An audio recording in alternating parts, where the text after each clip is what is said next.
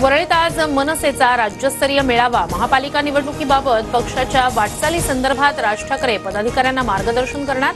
पक्षातील प्रस्थापितांना धक्का देण्याची ही शक्यता। मुंबईतील पालिका रुग्णालयांमध्ये पुन्हा औषधबंदीचं संकट। औषध पुरवठा करणाऱ्या कंत्राटदारांच्या 120 कोटींच्या थकीत रकमेतील 5 ते 10% रक्कम जमा। पुरवठादारांची कोंडी।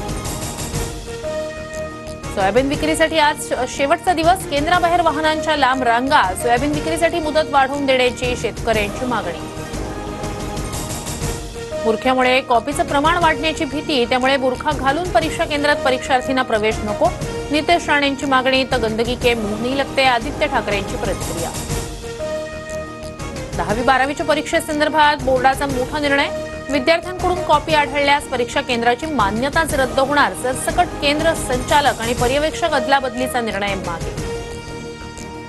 पुण्यात जीपीएसमुळे 56 वर्षीय महिलेचा मृत्यू। 24 तासात 16 नव्या रुग्णांची नोंद। रुग्णसंख्या 127 वर। तर राज्यात आतापर्यंत दोघांचा जीपीएसनं मृत्यू।